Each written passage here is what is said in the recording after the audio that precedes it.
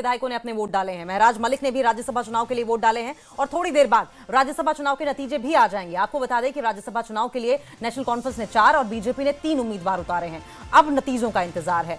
देखिए, कुछ ऐसे भी चीजें देखने को मिली हैं इस राज्यसभा चुनाव के दौरान जिनकी उम्मीद नहीं की जा रही थी, और जिसमें एंड मोमेंट पे जब ये खबर आई कि महराज मलिक आम आदमी पार्टी के विधायक थे जिन्होंने वोट नहीं डालने का निर्णय किया था, अंत में जानकारी आई कि उन्होंने भी वोट डाला है। यानी कुल मिलाकर 87 विधायकों की ओर से वोट डाले गए हैं। और आपको बता दें कि अब नतीजों का इंतजार है। 5 बज चुके हैं, 6 बजे नतीजे आएंगे। 4 बजे काउंटिंग बंद कर दी गई थी और अब पार्टियों की ओर से अपनी अपनी जीत का दावा किया जा रहा है। नेशनल कॉन्फ्रेंस चारों सीटें जीतने का दावा कर रही है। नेशनल कॉन्फ्रेंस के विधायकों की ओर से विक्ट्री के जो साइन हैं वो भी दिखाए जा रहे थे। हालांकि उमर अब्दुल्ला ने भी ट्वीट करके अपनी जीत का दावा किया है। मुख्यमंत्री उमर अब्दुल्ला की ओर से तो रणनीति बनाए तक के वीडियोस भी पोस्ट कर दिए गए थे सोशल मीडिया प्लेटफॉर्म एक्स पर। ये देखिए, ये तस्वीर विक्ट्री साइन बनाते हुए तमाम एनसी के विधायक नजर आ रहे हैं। जम्मू कश्मीर की सियासत आज पूरी तरीके से राज्यसभा चुनाव पर केंद्रित नजर आ रही है, जहां 4 सीटों के लिए मतदान हो चुके हैं। ये मुकाबला सिर्फ आंकड़ों का नहीं है बल्कि सियासी प्रतिष्ठा का भी है। नेशनल कॉन्फ्रेंस और भारतीय जनता पार्टी के बीच में यह सीधी सीधी टक्कर है। आने वाले पॉलिटिकल सिनेरियो की अगर बात करें, राजनीतिक समीकरणों की बात करें, तो उनकी दिशा तय करेगा। इन 4 सीटों के लिए 7 उम्मीदवार मैदान में उतारे गए थे। नेशनल कॉन्फ्रेंस ने 4 उम्मीदवार उतारे थे, जबकि बीजेपी ने 3 उम्मीदवार उतारे थे। कांग्रेस ने खुद चुनाव नहीं लड़ने का फैसला किया और खुले तौर पर एनसी को समर्थन दिया था। तो अब नतीजों का इंतजार है और 1 घंटा बचा हुआ है। हमारे साथ इसी पर अपडेट के लिए हमारे 2 सहयोगी मुदस्सिर कादरी सिविल सेक्रेटेरिएट श्रीनगर से जुड़ गए हैं, वहीं राजन वैद्य बीजेपी ऑफिस जम्मू से जुड़े हुए हैं। सबसे पहले मुदस्सिर आपके पास आएंगे। वोटिंग खत्म हो गई है, 1 घंटा बचा है। पिटारे से ये निकलेगा कि कौन जीता कौन हारा। कवायद क्या चल रही है वहां पर, किस तरह की वहां पर हलचल देखने को मिल रही है?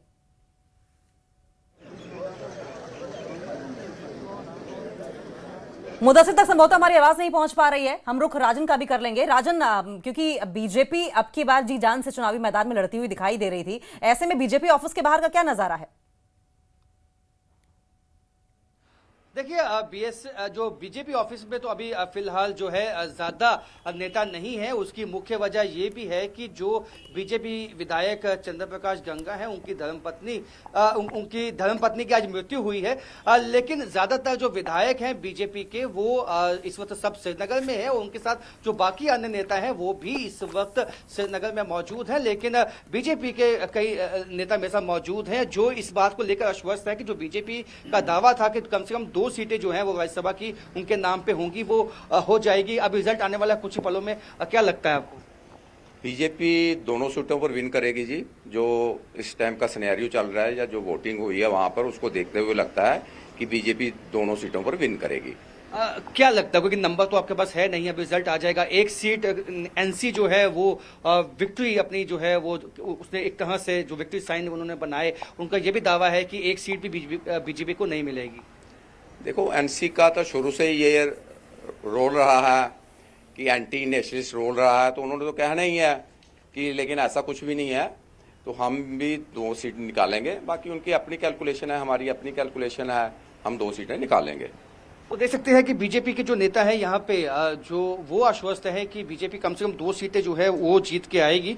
लेकिन जैसे मैंने पहले कहा कि बीजेपी के कई जो इस वक्त नेता है वो इस वक्त कश्मीर घाटी में है और कश्मीर घाटी में वो है, जब निर्णय आएगा, जब डिसीजन आएगा तो कहीं ना कहीं उसके बाद वहाँ जो बीजेपी के नेता हैं वो भी अपना जो पक्ष है वो रखेंगे, अपनी बात रखेंगे। लेकिन बीजेपी ऑफिस में फिलहाल ज़्यादा जो है हलचल नहीं है, लेकिन कहीं ना कहीं जो रिजल्ट है उस पर सबकी निगाह बनी हुई है। उसके बाद यहाँ पे जश्न हो सकता है। कुछ नेता जो है पार्टी के जो जम्मू में हैं वो यहाँ पे पहुंच सकते हैं। जी ठीक है, राजना बने रही हमारे साथ। एक बार मुदस्सिर का फिर से रुख करेंगे। सेक्रेटेरिएट के बाहर से मुदस्सिर हमारे साथ जुड़े हुए हैं। मुदस्सिर, अगर आप तक हमारी आवाज पहुंच पा रही है तो आप बताएं कि क्या गहमा गहमी वहां पर चल रही है, क्या हलचल है?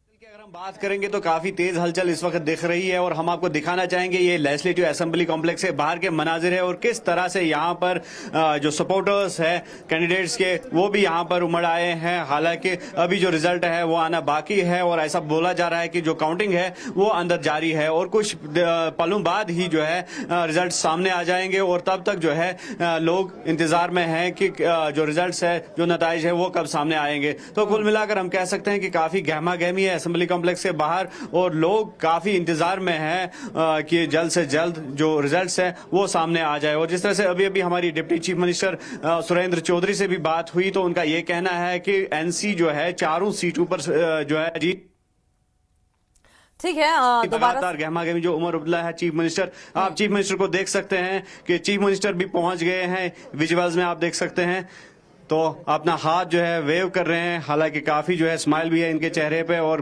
बॉडी तस्वीरें हमें जो दिखा रहे थे मुदस्सिर वो हम एक बार फिर से दिखाने की कोशिश करेंगे। ये तस्वीरें आप जो देख रहे हैं मुख्यमंत्री उमर अब्दुल्ला सेक्रेटेरिएट पहुंच गए, उनके साथ तमाम नेता भी पहुंचे हुए हैं, विधायक भी हैं और बॉडी लैंग्वेज जिस तरीके से सहयोगी बता रहे थे मुदस्सिर की बॉडी लैंग्वेज से बहुत कॉन्फिडेंट नजर आ रहे हैं, सभी के चेहरों पर स्माइल है और कुछ ऐसी ही बॉडी लैंग्वेज जो तमाम तस्वीरें फ्लोट कर रही है सोशल मीडिया प्लेटफॉर्म एक्स पर जो कि नेशनल कॉन्फ्रेंस के विधायकों की ओर से पोस्ट की गई थी उसमें भी यही लग रहा था। विक्ट्री साइन बनाते हुए नजर आ रहे थे और साथ साथ इस बात का दावा कर रहे थे कि हम चारों की चारों सीटों पर जीत दर्ज करेंगे। हालांकि वहीं बीजेपी की ओर से अपने दावे हैं। अगर मुदस्सिर हमारी आवाज आ रही है तो एक बार अपनी बात को पूरा करें तस्वीरें दिखाते हुए। तो बिल्कुल जिस तरह से हम कह रहे थे कि deputy chief minister Surendra Chaudhary का हमने जिक्र किया था तो उन्होंने कहा कि चारों सीटों पर जीत जो है वो नेशनल कॉन्फ्रेंस दर्ज करेगी। और जब ये कहा गया कि कुछ पार्टी जो है वो ना चाहते हुए भी नेशनल कॉन्फ्रेंस को वोट आज उन्होंने दिया तो उस पर क्या कहेंगे। तो उन्होंने कहा कि ये कलेक्टिव काज है और हम थैंकफुल है, शुक्रगुजार है ऐसे जो विधायक हैं जिन्होंने आइडियोलॉजिकल डिफरेंसेस के बावजूद जो नेशनल कॉन्फ्रेंस के साथ है तो उसके बावजूद भी एनसी बीजेपी को दूर रखने के लिए एनसी का समर्थन दिया। तो कुल मिलाकर हम ये कह सकते हैं कि जो नेशनल कॉन्फ्रेंस है काफी पुरुम्मीद है जीत के लिए। और दूसरी जानिब जिस तरह से बीजेपी भी मजबूत दावेदारी के साथ कम से कम एक सीट पर जो है खड़ी नजर आ रही है। तो अब कुछ ही पलों बाद जो वोटर बॉक्स से नताइज निकलेंगे तो वो भी मंजर आम पर आएंगे और ये रिजल्ट जो है ये पिक्चर जो है वो क्लियर हो जाएगी। और ऐसी भी तवक्का की जा रही है कि जो वजीर आला उमर अब्दुल्ला है वो कुछ देर बाद ही जो ही रिजल्ट अनाउंस होंगे तो उसके बाद ही प्रेस से मुखातिब होंगे और अपनी जो राय है या जो उनका जो स्टेटमेंट्स है वो प्रेस के सामने रखेंगे। और साथ ही साथ ये भी कोशिश रहेगी हमारी कि जो इलेक्शन कमिश्नर है या जो अमला यहाँ पे था इलेक्शन से रिलेटेड तो हो सकता है वो भी प्रेस से मुखातिब हो अभी कुछ देर बाद। और जिस तरह से जो पोल रिजल्ट्स अनाउंस होंगे तो उसकी तैयारियां जो है वो जारी है। और आप देख सकते हैं फिर एक बार हम दिखाना चाहेंगे कि कितना जोश खरोश है और कितने लोग यहाँ पर जमा है और कहीं ना कहीं इंतजार हो रहा है कि जो नताइज है वो सामने आ जाएंगे और इसका बेहद लोगों को इंतजार है जी। और देखने वाली बात तो मुदस्सिर ये भी होगी कि नेशनल कॉन्फ्रेंस के ऑफिस के बाहर का क्या हाल है। हमारे साथ सहयोगी सरोज कफील वहां पर जुड़े हुए हैं। सरोज, लगातार नेशनल कॉन्फ्रेंस की ओर से दावा इस बात को लेकर किया जा रहा है कि नेशनल कॉन्फ्रेंस अब की बार क्लीन स्वीप करने जा रही है, वहां का क्या हाल है? तस्वीरें दिखाएं। देखिए आपको बताते चले हालांकि यहाँ पर तो अभी उस तरीके से भीड़ नहीं है। आप देख सकते हैं नेशनल कॉन्फ्रेंस का ऑफिस खाली है। उसका कारण ये है कि तमाम जो वर्कर्स हैं और पार्टी के लीडर्स हैं वो इस वक्त असेंबली में हैं क्योंकि सेलिब्रेशंस वहीं से स्टार्ट होगी जिस टाइम रिजल्ट सामने आएगा। जिस तरह से हमारे सहयोगी भी अभी कह रहे थे कि करीबन 6 बजे इसके बाद CM Omar Abdullah press conference रखेंगे। और कहीं ना कहीं अगर हम देखें तो बीजेपी की भी तैयारियां चल रही हैं। अगर हम श्रीनगर और ऑफिस देखें उनका में आ रहा है कि वो लोग भी इस वक्त अपनी तैयारियां कर रहे हैं। उनके भी कई सारे वर्कर्स जो हैं वो ऑफिस मुख्तलिफ ऑफिस में पहुंचे अपने लीडर्स के और कहीं ना कहीं उम्मीद जता रहे हैं कि 1 से 2 सीट्स इस बार भाजपा भी निकालेगा। लेकिन यहां से आप देखें किस तरह से नेशनल कॉन्फ्रेंस कहीं ना कहीं श्योर है क्योंकि जिस तरह से पहले भी आपसे बात हुई थी आंकड़ों की गेम है तो कहीं ना कहीं उसके चलते हुए नेशनल कॉन्फ्रेंस इस वक्त काफी ज्यादा कॉन्फिडेंट है कि चारों सीट्स नेशनल कॉन्फ्रेंस ले जाएगा। महज कुछ पलों का अब इंतजार है और कुछ ही देर में एक ऐसी तवारीख सामने आएगी जिसका लोगों को 2021 से इंतजार था यहाँ पे। जी अंकिता, क्योंकि बीजेपी ऑफिस का आपने सरोज जिक्र किया है तो ऐसे में राजन जो बीजेपी ऑफिस के बाहर ही मौजूद है उनका रुख करेंगे। राजन, क्या सीट नंबर 3-4 ने इस मुकाबले को और ज्यादा इंटरेस्टिंग बना दिया था? और बीजेपी क्योंकि इस बात का दावा भी कर रही है कि 2 सीटें संभवतः बीजेपी के खाते में आएंगी, क्या दिखाई दे रहा है ग्राउंड पर? जी बिल्कुल, आपने सही कहा। देखिए कि जो दिलचस्प मुकाबला है वो 3 और 4 जो सीटें हैं उस पे है, क्योंकि जो है वहाँ पे जो है बीजेपी को ये उम्मीद है कि उनके पाले में जो है वो जो है ज़्यादा नंबर्स जो है वो आ सकते हैं। हालांकि एक सीट तो बीजेपी को आश्वस्त है, लेकिन दूसरी सीट के लिए बीजेपी की कोशिशें हैं। वही नेशनल कॉन्फ्रेंस के नेताओं का ये मानना है कि बिना हॉर्स ट्रेडिंग किए ऐसा संभव ही नहीं हो सकता। और 3 सीटें जो है नेशनल कॉन्फ्रेंस उस पर आश्वस्त है, लेकिन बीजेपी का जो कॉन्फिडेंस है वो ये दिखाता है, क्योंकि बीजेपी नेता अभी भी कह रहे हैं कि 2 सीटें जो है वो बीजेपी लेगी। यदि ऐसा होता है तो नए सियासी समीकरण जो है वो पैदा हो जाएंगे और कई तरह की सियासी हलचलें हमें आगे भी देखने को मिलेगी, क्योंकि बाई इलेक्शन भी आने वाले हैं। और ऐसे में जिस तरह से नेशनल कॉन्फ्रेंस के कई नेता उनसे नाराज भी हैं, जिस तरह से सईद अगा राहुल्ला उनके जो एमपी हैं, और इस तरह से कई तो जो है सियासी जो बातें हैं, जो नई हलचल है वो शुरू हो सकती है। और ऐसे में क्योंकि अब ये भी देखना होगा कि जो इंडिपेंडेंट है या पीडीपी है, कांग्रेस पार्टी है, क्या उनकी पार्टी ने विप पहले ही इशू किया था, क्या उन्होंने जो है यहां कोई क्रॉस वोटिंग तो नहीं हुई, ये भी देखना होगा। लेकिन वो सब जो रिजल्ट है उसके आने के बाद ही मालूम हो पाएगा। तब तक केवल दावे हैं, सब पार्टियां अपना अपना दावा कर रही हैं, लेकिन सीधा मुकाबला नेशनल कॉन्फ्रेंस और बीजेपी के बीच में है। और कुछ ही पलों के बाद जब नताइज सामने आ जाएंगे तो जो पिक्चर है वो साफ हो जाएगी। जी लेकिन जब हम आंकड़ों की बात करते हैं राजन, जैसा कि आपने भी जिक्र किया, तो ये सिर्फ आंकड़ों की बात नहीं रह जाती, कहीं ना कहीं ये राजनीतिक प्रतिष्ठा की लड़ाई भी बन गई है। हम मुदस्सिर का रुख कर लेंगे क्योंकि मुदस्सिर सेक्रेटेरिएट के बाहर हैं। और मुदस्सिर, जब हम राजनीतिक प्रतिष्ठा की बात करते हैं, नंबर्स की बात करते हैं, तो ये राज्यसभा चुनाव, क्या हम ये माने कि आने वाले जो विधानसभा चुनाव होंगे जम्मू कश्मीर में, लोकसभा चुनाव होंगे, उनको लेकर ये संकेतक के तौर पर एक तरीके से काम करेंगे? सिनेरियो क्या बदलेगा इस राज्यसभा चुनाव के बाद? आपका एनालिसिस। यकीनी तौर पर जिस तरह से हमने पहले भी कहा कि जो इंडिपेंडेंट एमएलएज है, पीडीपी की बात करेंगे या फिर कांग्रेस की बात करेंगे, तो उन्होंने जो समर्थन दिया है नेशनल कॉन्फ्रेंस को, और पहले ही पीडीपी ने कहा कि एक कंडीशनल सपोर्ट होगा। और दूसरी जानिब जो कांग्रेस ने भी कुछ संकेत दिए हैं कि उनकी क्या उम्मीदें रहेंगी नेशनल कॉन्फ्रेंस से। तो अगर नेशनल कॉन्फ्रेंस उन उम्मीदों पर खरा नहीं उतरती है तो यकीनी तौर पर आगे जो चैलेंजिंग सिचुएशन है वो नेशनल कॉन्फ्रेंस के लिए पैदा हो सकती है। और जिस तरह से अभी जो विधानसभा सत्र जो है वो चल रहा है और आगे जो सेशन होगा हंगामा खैज होगा, और जिस तरह से पीडीपी ने पहले ही शर्त रखी है कि कम से कम 2 या 3 बिल्स जो है उनकी मंजूर की जाए और उस पर जो है नेशनल कॉन्फ्रेंस अपना सपोर्ट पीडीपी को दे दे। और अगर ऐसा नहीं होता है तो यकीनी तौर पर पीडीपी की तरफ से भी एक रेजिस्टेंस जो है वो दिखाई जाएगी। और साथ ही साथ जो सरकार किस तरह का अब आने वाले जो वक्त है उसमें किस तरह की पॉलिसियां अपनाएगी, किस तरह से लोगों के ज्यादा करीब जाएगी, और जो लोगों की उम्मीदें हैं, और जिस तरह से ऑलरेडी मैनिफेस्टो एक दिया था नेशनल कॉन्फ्रेंस ने और एजेंडा था जिस पर इलेक्शन लड़ा था नेशनल कॉन्फ्रेंस ने, और उंगलियां उठ रही है कि नेशनल कॉन्फ्रेंस उस एजेंडा, उस मैनिफेस्टो को पूरा नहीं कर पा रही है। हालांकि नेशनल कॉन्फ्रेंस के पास एक दलील है कि महज 1 साल में उस मैनिफेस्टो को पूरा नहीं किया जा सकता है, और अभी 4 साल बाकी है, और 4 साल में नेशनल कॉन्फ्रेंस वो तमाम तर वादे पूरे करेगी जो उन्होंने लोगों के साथ किए हैं। लेकिन दूसरी जान जो अपोजिशन पार्टीज है, चाहे पीडीपी की बात करेंगे, कांग्रेस की बात, या दीगर जो एलाइज है नेशनल कॉन्फ्रेंस से, नॉन बीजेपी जो पार्टीज है या विधायक है, तो लगातार नेशनल कॉन्फ्रेंस पे निशाना साध रहे हैं कि ये सरकार जो है पहले ही साल में नाकाम हुई है और लोगों की उम्मीदों पर खरा उतरने में ये नाकाम हुई है। तो ऐसे में यकीनी तौर पर आगे जो आने वाला वक्त है, अगर नेशनल कॉन्फ्रेंस अपना मैनिफेस्टो पूरा नहीं कर पाती है तो चैलेंजिंग सिचुएशन पैदा हो सकती है। जिन चुनावों का आपने जिक्र किया, चाहे लोकसभा चुनाव आएंगे या फिर असेंबली इलेक्शंस आएंगे, तो उसमें यकीनी तौर पर नेशनल कॉन्फ्रेंस के लिए एक टफ जो चैलेंज है वो पैदा हो सकता है। भले ही नेशनल कॉन्फ्रेंस इन 4 सीटों को जीते या 3 सीटों को जीते, लेकिन आगे जो पार्टी या फिर सरकार की कारकर्दगी रहेगी, उस कारकर्दगी की बिना पर नेशनल कॉन्फ्रेंस की लेवल को जांचा जाएगा और नेशनल कॉन्फ्रेंस को उसी कारकर्दगी की बिना पर लोगों से जो है समर्थन हासिल होगा। नेशनल कॉन्फ्रेंस अगर जीतती है सरोज, तो नेशनल कॉन्फ्रेंस के कद और रोल में आप वहां पर क्या स्टैंडिंग देखेंगे जम्मू कश्मीर में? लेकिन इससे पहले मेरा सवाल यह भी है कि अवामी इत्तेहाद, कांग्रेस और सज्जाद लोन के एंड टाइम पर नेशनल कॉन्फ्रेंस के साथ आने में हम किस तरीके से जीत में रोल प्ले करेंगी ये पार्टियां?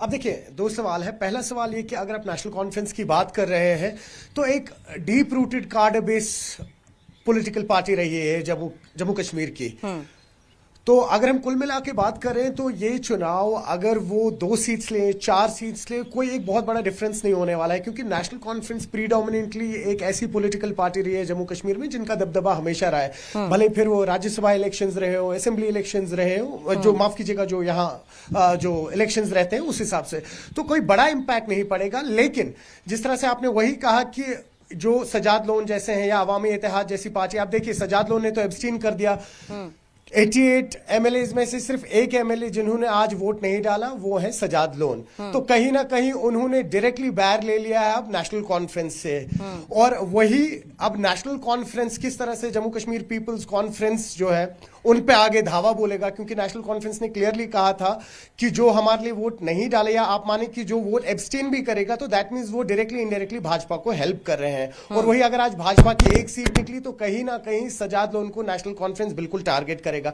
वही अवामी इत्तेहाद पार्टी की आपने बात की है, एक वोट उनका भी था, इंजीनियर रशीद के भाई जो है शेख खुर्शीद, हालांकि सुनने में ये आ रहा है उन्होंने कहा कि नेशनल कॉन्फ्रेंस को ही हमने वोट दिया है क्योंकि होल आइडिया जो है हमारा वो ये है कि भाजपा को पावर सेंटर से दूर रखा जाए। हालांकि हम लोग पॉलिटिकली अलाइन नहीं है नेशनल कॉन्फ्रेंस की आइडियोलॉजी के सरोज, साथ, ये बड़ा इंपॉर्टेंट है सरोज, ये बड़ा इंपॉर्टेंट है अगर इस पॉइंट ऑफ व्यू को समझा जाए, क्योंकि कई बार कई विधायकों की ओर से ये व्यू सामने आया है कि हम नेशनल कॉन्फ्रेंस को इसलिए वोट दे रहे हैं क्योंकि हमें बीजेपी को दूर रखना है। इसे कैसे समझेंगे? देखिए बिल्कुल सही, उसका कारण यह है कि आपने देखा जब बीजेपी पीडीपी की 2014 में गवर्नमेंट यहां पे आई, उसके बाद आप जानते ही हैं 2017-18 में जब उनकी कोलेशन ब्रेक हुई उसके बाद पीडीपी को एक बहुत बड़ा डेंट और डैमेज हुआ, क्योंकि यह माना गया कि जो पीडीपी है इन्होंने बीजेपी का साथ दिया था। यहां पर एक नैरेटिव ऐसा है जम्मू कश्मीर में अंकिता, जब हम बात करें तो अगर आप यहां की रीजनल पॉलिटिकल पार्टी से एफिलिएटेड नहीं है तो आप भाजपा की ए, बी और सी टीम है, जो हम अक्सर देखते आ रहे हैं कि नेशनल कॉन्फ्रेंस भी पिछले 1.5 साल से जब असेंबली इलेक्शंस हुए उससे पहले यही नैरेटिव चला रहे हैं। तो कहीं ना कहीं अपने आप को भाजपा से डायरेक्ट वे में दूर रखने के लिए भले इंटरनली कई सारी ऐसी पॉलिटिकल पार्टीज हैं जो भाजपा के साथ होंगी, बट एक्सटर्नल फैक्टर या एक इंप्रेशन दिया जाता है जम्मू कश्मीर के लोगों को कि हम भाजपा के साथ नहीं है, क्योंकि कोई भी पॉलिटिकल पार्टी यहां पे हो, भले ही पीडीपी से लेके सजाद लोन की अवाम इत्तेहाद पार्टी इंजीनियर रशीद की, अगर उनको एक डायरेक्टली एसोसिएट करते हैं भाजपा के साथ तो उनकी क्रेडिबिलिटी यहां जम्मू कश्मीर के लोगों में कम होती है, ऐसा एक इंप्रेशन बना हुआ है यहां पर। तो तभी कहीं ना कहीं जितने भी ये पॉलिटिकल पार्टीज हैं ये अपना दामन छुड़ाती हैं और कहती है कि चलिए बीजेपी को पावर में दूर रखने के लिए हम एटलीस्ट इस वक्त नेशनल, यानी कि सरोज ये पॉइंट जो है इनसाइडर आउटसाइडर का मुद्दा और जो मुद्दे असल मुद्दे हैं वो सेकेंडरी हो जाते हैं, गौड़ हो जाते हैं, इस पर हम समझेंगे, लौटेंगे आपके पास। लेकिन क्योंकि बीजेपी की बात हो रही है, राजन का रुख करेंगे। राजन, अगर 1 या 2 सीटें राज्यसभा में जीतने में आपकी बार बीजेपी कामयाब हो जाती है तो जम्मू कश्मीर में बीजेपी के लिए क्या बदलेगा, क्या सिनेरियो रहेगा? जी देखिए, सबसे पहले मैं सरोज की ही बात को आगे बढ़ाऊंगा। देखिए, गुपकार अलायंस बनाया गया था जब आर्टिकल 370 जो है उसको हटाया गया। अब जो है एक तरह से ये भी एक तरह से एक बड़े अलायंस की बात जो है नेशनल कॉन्फ्रेंस की तरफ से की गई ताकि बीजेपी को बाहर रखा जाए और बीजेपी को ज्यादा फायदा ना मिला जाए। यानी कि जो बीजेपी कोशिश है कि कश्मीर घाटी में भी उनका जो प्रभुत्व है, जो उनका प्रभाव है वो बढ़े, उसको रोकने की एक तरह से कोशिश नेशनल कॉन्फ्रेंस, पीडीपी या बाकी पार्टियों की है इसमें। और आपने कहा कि क्या बदलेगा बीजेपी के लिए। देखिए, यदि अगर बीजेपी 2 सीटें ले आती है राज्यसभा में तो बीजेपी के लिए एक नए जो है आयाम खुल सकते हैं सियासत में। आप देख सकती है कि इस दफा जो विधानसभा के चुनाव हुए बीजेपी को जो है पीर पंजाल रेंज में यानी कि रजौरी पुंछ में ज्यादा फायदा नहीं मिला है। तो जो उनके अगर यदि कैंडिडेट जो है जो वहीं से आते हैं, राकेश महाजन, यदि वो इसमें जीत जाते हैं तो आप देख सकती है कि एक पार्टी को एक वहां पे नई ताकत मिलेगी और पार्टी का जो कैडर है वो वहां पे मजबूत होगा। और कश्मीर घाटी में भी क्योंकि यदि बीजेपी के पास आंकड़ा नहीं है, अगर आंकड़ा उनको जुटाना है तो कहीं ना कहीं लाइक माइंडेड लोगों के साथ या पार्टियों के साथ जो है उनको सपोर्ट मिलना हो चाहिए। तो ऐसे में यदि उनको सपोर्ट मिलता है तो यह भी साफ हो जाएगा कि कश्मीर घाटी में भी जो है बीजेपी ने जो वो बीजेपी चाहती थी कि उनको एक सपोर्ट सिस्टम उनका बन पाए पाए वो हासिल हो चुका है। और यदि ऐसा होता है तो आने वाले सालों में जब लोकसभा के या असेंबली चुनाव होंगे, सीधा सीधा जो है जो एक नेशनल पार्टी, सबसे बड़ी पार्टी जो है बीजेपी बन के जो है वो कश्मीर घाटी में भी सामने आ सकती है। और इस तरह से बीजेपी की जो एक कोशिश है कि जम्मू कश्मीर में अपने बलबूते पे सरकार बनानी है, वो भी सपना अभी नहीं तो लेकिन कुछ सालों के बाद वो है उसमें काम जो है काम होगा और पुख्ता तरीके से बीजेपी जो है जम्मू कश्मीर में स्थापित हो जाएगी, कश्मीर घाटी में भी। क्योंकि कश्मीर घाटी में ज्यादा से ज्यादा विधायक बीजेपी के आए, कमल खिले, ये बीजेपी का सपना है जो बीजेपी चाहती है किसी भी जो है तरीके से वो पूरा होना चाहिए। जी ठीक है राजन, बने रहिए आप हमारे साथ, हमारे तीनों सहयोगी हमारे साथ बने रहिए, रुकेंगे आप।